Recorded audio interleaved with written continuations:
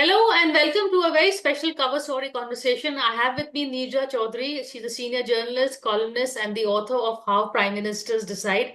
I think a book that gave us insight into not just how decisions are taken in the highest office, but also about journalism and how we analyze things, the kind of information we get, the kind of interaction we have. So Neerja, I mean, I keep saying it. Your book has been very much there on the shelves, but it's something that I always read and for a quick learn now and then also. But today, not prime ministers decide, but maybe how future prime ministers decide, because I want to talk to you about what Rahul Gandhi and the Congress is up to. Is there a future prime minister there anywhere? Very difficult to say, Priya. You're asking this question on a day when the Gandhi family is in deep trouble because they have, as you know, charge sheets against Sonia Gandhi in the National Herald case, making her the prime accused, and Rahul Gandhi accused number two. And the properties of the National Herald in Mumbai, Delhi, and Lucknow were attached a few days ago, worth about 700 crores. So, of course, the Congress says this is political vendetta. The ED officials say they have impeccable evidence. So I think things are not looking good for the Congress. Let's see how they come out of it. They've recently had a conclave in Ahmedabad, which was disappointing because no action plan came out of it to revive the party, to revive the organization, which is so critical. Even if sentiment turns again in their favor at a future date, unless you have the organization, you can't make use of that to the maximum as you could, which is what the BJP does. So I think they face very new challenges with BJP in the saddle under Narendra Modi and Amit Shah. It's not the BJP of Vajpayee and Advani. And I think somewhere the Congress has not yet found a way to put a counter alternative plan to what the BJP has before the nation. So I think they're still struggling with that. And this is what Ahmedabad conclave showed. It was quite disappointing. They went for the jugular in choosing Ahmedabad because that's the home state of the Prime Minister, and the Home Minister is being the laboratory of Hindutva, and it's where elections are going to be held in 2027. The year that elections in UP will also be held. And I think these elections will decide the tempo for the 2029 election. So at one level, it seemed they were going for the jugular. But what came out was very disappointing. It was, but in a way, one thing that came out was at least the Congress seems to have found a narrative, and in terms of now he's saying let's stick to the Mandal narrative, let's stick to the championing the minorities, let's not do too much of even Hindu appeasement as he used to earlier with his Janeo. Did you at least see that come into play? And if it has come into play, how credible is the Congress as on the Mandal plank? Because they've been opposing it earlier in That's Rajiv right. Gandhi. If you look at it, yes, Rahul Gandhi, when he talks about the caste census, is clear. Caste census is a short form for the ideological framework that they now want to pursue, which is the interests of the OBCs, Dalits, and the minorities. The old Mandal card. And now they've been talking about it for some time, caste census, but the OBCs have not turned towards the Congress. OBCs, except in the South, with the Congress, but in the North, OBCs have not been the vote bank of the Congress party. Uh, Dalits, yes, Dalits is a vote that is up for grabs now. Mayawati is losing her sheen, and the Dalits themselves feel she is the B team of the BJP. And Dalits turn to the opposition and the Congress in particular in the 2024 elections when the 400 plus slogan created a sense of fear in them that arakshan or reservations guaranteed to them by the constitution might be taken away by the BJP. So there was a swing away from the BJP towards the opposition parties. But I think they have not, at least there are no signs to show that they are stepping up their mobilization of the Dalits or putting out programming, agendas, slogans that have an appeal, or for the OBCs. Hmm. OBCs remain, the OBCs could turn to them in the UP elections. OBCs did turn away from the BJP, in certain parts of Uttar Pradesh. So it's a fertile ground, but there isn't that clarity, a clarion call, the slogans that have an appeal. It's just caste census, caste census. Caste census means what? Is not spelled out in a way that ordinary people relate to it. But now they're saying at least we're trying to implement it in these two states where we are in power, in Telangana and Karnataka. Of course, Karnataka, DK Shivkumar himself is also not happy because, as you were saying, the Vokaligas and the Lingayats will not be happy with their share being given away. So, That's how So that is also it's also a minefield. Caste census is not a simple thing because you may, not you will, but you may antagonize certain powerful communities or even intermediate castes and even OBCs in relation to each other. It's a very difficult one. But overall, like in Bihar, that the caste census had shown 65% OBCs. The belief is that the number of OBCs will increase from the 1931 census, which had put it at 52%. So if Bihar is showing 65%, that means they will have a greater claim to, their share in the power structure. And so a greater appeal for these communities. But it's not been put across as something that people say, yes, this is what we are going to go for. exactly, yeah, that emotion connect is missing, with Rahul Gandhi and the people where Modi has it. So how does he go over this, hurdle? And how, I saw in another interview where you had said the Congress has become a very soft, flabby party. So where is the muscle in the Congress? Who is the muscle? Well, if when you look back now, you looking back is always easy. Hindsight is always easy. Yes. Suppose they had built when they made Mallikarjun Kharge the party president, which and not one of the members of the Gandhi family, which was a progressive step to take because there was the outcry that everything was with the Gandhi family. But suppose they had used that time to build up his persona, his stature. I won't say cultify him, but really build it up, which a party can do if it puts its weight behind it. A Dalit Mm. leader at the helm of affairs, a Dalit leader from the South. South is very important. South has not moved away from the Congress, as has the North.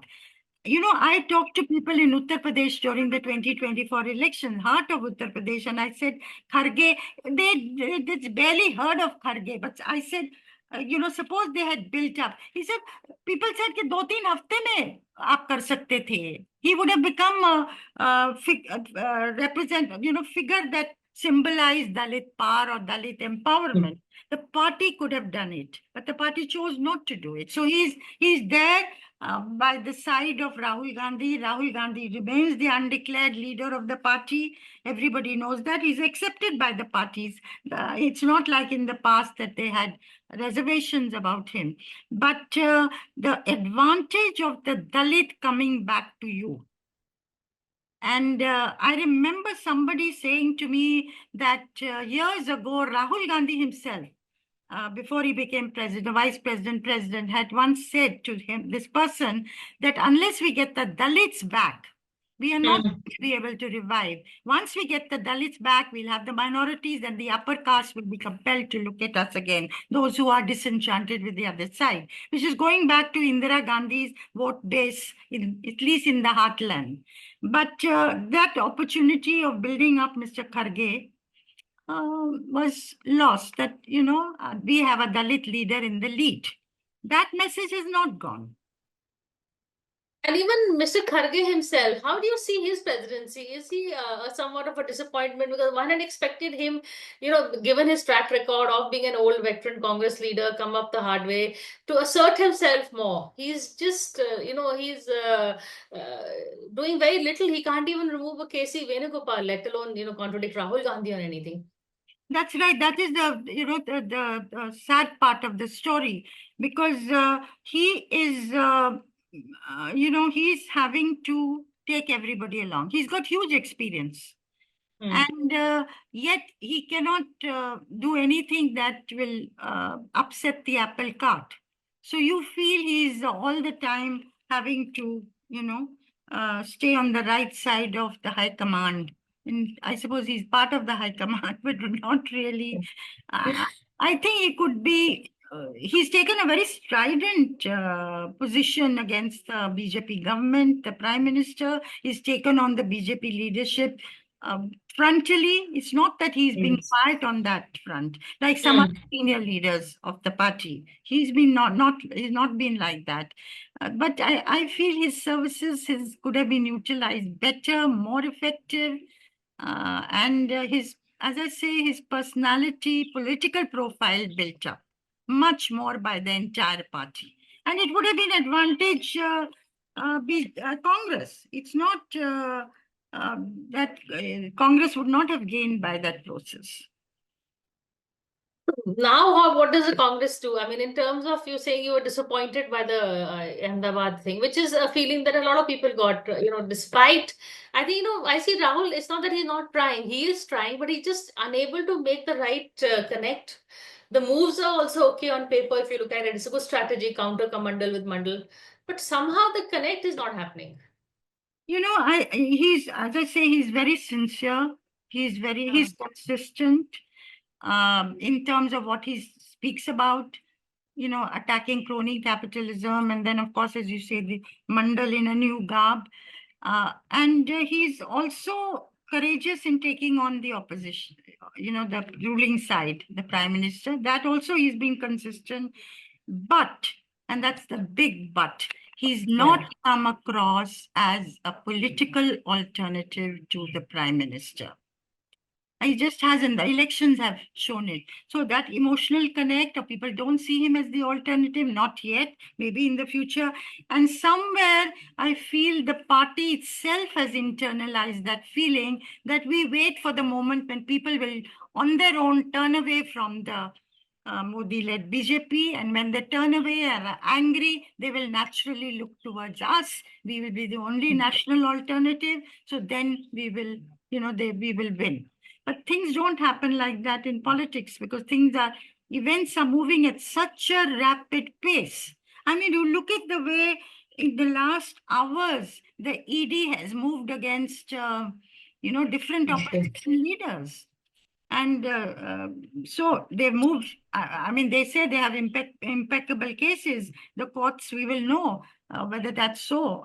But certainly the feeling is that the ED is moving selectively only against opposition leaders. So I think Rahul Gandhi and it's a very difficult scenario, no doubt about it, for the Congress party.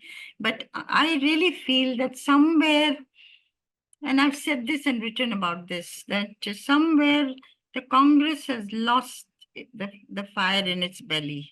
That we've got to come back to power. The BJP has it. They're new converts to power.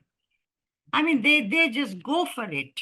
And maybe the younger lot in the Congress, new lot in the Congress, will acquire it, will get it, but at least make people responsible for different parts of the country, to revive the party. I'm also, wonder about Priyanka Gandhi's Role, yeah. role. What is her role?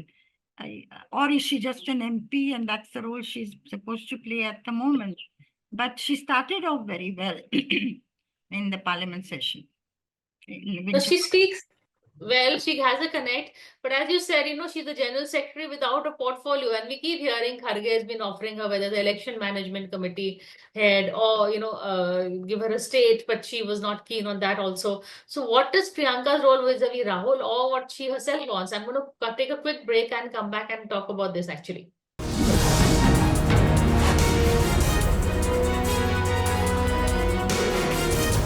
Hello and welcome back to a cover story conversation. We're in conversation with Neerja Chaudhary and we're talking to her about the Congress and insights into the politics of the day. Priyanka is the name you brought up, Neerja. I think that's a very good name to discuss because if there is anyone who has that connect and that spark and that fire, Uh, but she doesn't seem either. She's working in UP now. She's left UP. She's in Parliament. She's raising issues, but there doesn't seem to be a consistent plan for her or trajectory for her growth. Yeah, I think, I agree with you that she thinks on her feet politically, and Very she much. has some kind of a connect. And UP, people said, well, she got a chance in UP and it didn't work. But UP, remember, over 33 decades, the party's been out of power and the party's organization is virtually dead. There's no organization worth the name in Uttar Pradesh. So to rebuild that, she was onto a good thing when she said 40% of the tickets should be given to women. But you see, first time, of course, you bring in women, first time they may lose their deposit. Kashi Ram, who built the BSP, did it in successive elections. Every election was utilized as an opportunity. So I think the Congress somehow gives up too easily, wants things, you know, without too much hard work. As I've said, it has become a drawing room party. There's no doubt about that. And they need to hit the road and stay there, particularly with the kind of system that they Hmm. now have to deal with, the new BJP under Modi and Shah. Let's talk about that new BJP. As we talk, as you were telling me before we began the show, probably they're going to be announcing the party president anytime today or tomorrow. But leaving that aside, how even Modi has no succession plan per se. There may be Yogi and others posturing, but at the end of the day, it is a very much a one-man show. After Modi, what's going to happen to the BJP? Will then Rahul become the best alternative? No, the RSS and BJP, there have been repeated talks, parlays on the post Modi plan also. Though the Modi is going nowhere at the moment, he's going to be there. Agree. I don't think he will go. But remains their chehra with an appeal, still popular in his third term. You can agree with him or disagree with him. And you have Amit Shah, who works round the clock. He is virtually running Hmm. government for Mr. Modi domestically. Mr. Modi is, on the global stage and probably, taking the macro decisions. But the rest is the nitty-gritty of politics and governance seems to be with Amit Shah.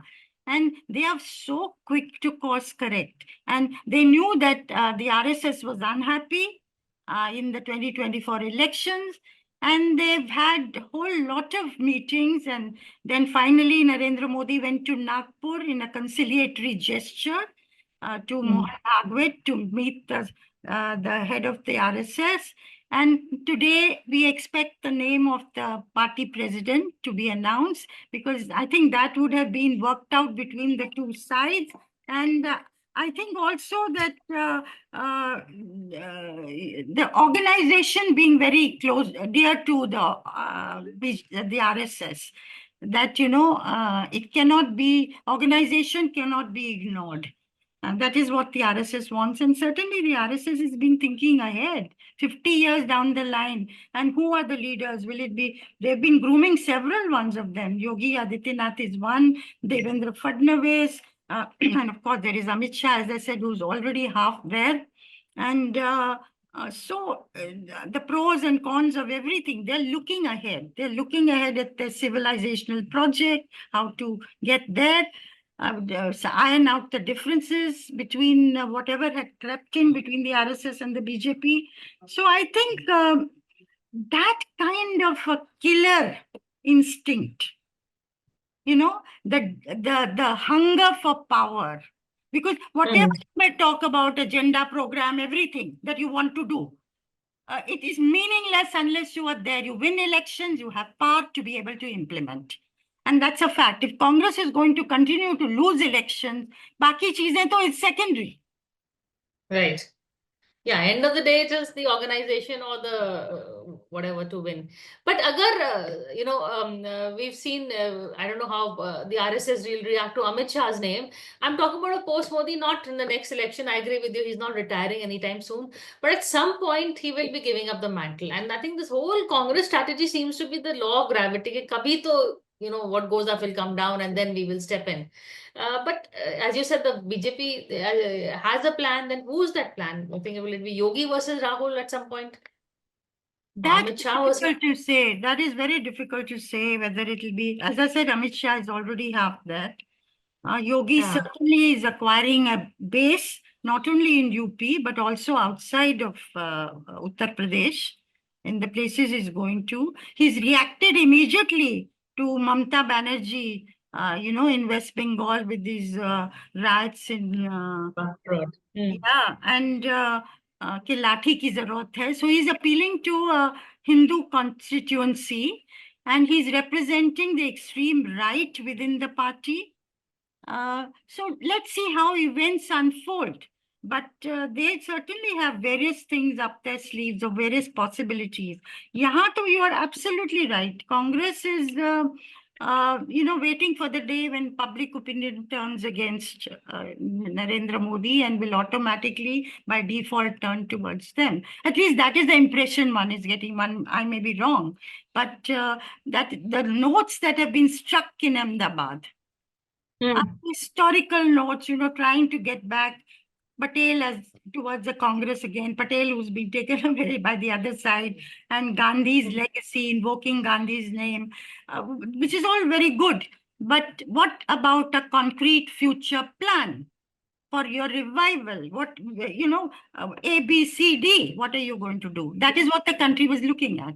Many in the country would like the Congress to revive. And I think it's in national interest that the Congress party revives in our democracy. But therefore, people are disappointed again and again and again. Congress looks for revival. We have here Modi who's also looking for, now he's in his legacy stage. He's looking for a defining legacy or something too. We always compare him to Indira Gandhi. They don't want that. They don't want a Congress comparison. Definitely not Nehru. So how do you see Modi's crafting of his legacy, the exercise that's going on? What kind of a legacy thing he wants us to remember him with? Of course, his legacy, he would want to be, Karan Singh, Dr. Karan Singh said this to me, and I put it in my book. He said, you all think that he would like to be like Indira Gandhi. Many people feel, because she was a popular prime minister, she was a powerful prime minister, strong. He said that he would like to be like Nehru and to go beyond that, be better than Nehru. That is the kind of legacy he would like to leave. Now, they're poles apart ideologically, but on many fronts, yes, mass leader who likes to educate people through Man Ki Baat, leader who, wants to be tall on the world stage, also Nehru, with the non-aligned movement. And if you talk to young people today and say, what do you like about Modi? The first thing many of them say is, look, he's made us proud on the world stage. A lot of young people say that. So there are similarities, but there are differences. I mean, the ideological differences are many, because Modi would like to move towards, as I say, the civilizational project of, Hindu Rashtra. And Nehru was, was very different. He took India in a different direction, where the minorities must be secure and go out of your way. And he did not make religion, the basis of state like Jinnah did at the time of partition. So, and of course, he built modern institutions. So they are different, but maybe Narendra Modi would like to at least be there as long as Nehru was, which was 17 years as prime minister. Of course, now he's completed 11. So let's see. Many people don't rule out that he will remain the face of the party in 2029. That people say in the BJP and the Sangh also, RSS, that without his face, it may become difficult to win in 2029. So I think early days to say, and what would his legacy be? Of course, more centralized polity, more centralized decision making, use of agencies, of course, as we are seeing. So, one nation, one election, several things they are moving towards. And The one thing I hope that, people used to say that in his third term, they expected him that he would become more inclusive and Hmm. reach out to the minorities. This is one thing I hope, that with such a large number of Muslims in our country and minorities, 200 million Muslims is not 20,000 Muslims. And that I hope efforts will be made to make them feel secure, first-class citizens, and part of, an on forward marching India, and not, all the time beleaguered. India cannot reach where it would like to reach and become a world power if 200 million people feel insecure. So I hope an effort will be made in the coming months to reach out to the minorities in a new way. But at least he's not even though some decisions are taken to reach out to their vote bank, rather like the Waqf board bill was not really reassuring to the minorities, but he never spoke on that. We always said Rahul didn't speak, but neither did the prime minister. So he's at least not being the face of polarizing or controversial decisions. I That's think one thing. I was mystified by the timing of the Waqf. Why before Bihar? One thought that they might do it after. Of course, they say that they were committed to it. Maybe they wanted to rev up their old Hindutva constituency, which was losing, interest, because the 2024 elections had shown that. Maybe they wanted to counter Yogi's growing influence, Yogi Adityanath's, and because the extreme right is also popping up in various places, though without a clear leadership. Maybe they wanted to give a right appropriate signals to the RSS, also unhappy. I don't know what the reasons were, but it was curious that they did it at this time. And the Muslims are very agitated on the Waqf bill, much more than they were on Article 370 or the Triple Talaq even. That is true. In fact, as we speak, we are seeing what's happening in West Bengal and elsewhere also. And this will have an effect on UP, I'm sure. But on that note, Teja, thank you so much for this conversation. And we're going to keep coming back to you for more insights. But for now, thank you. Thank you.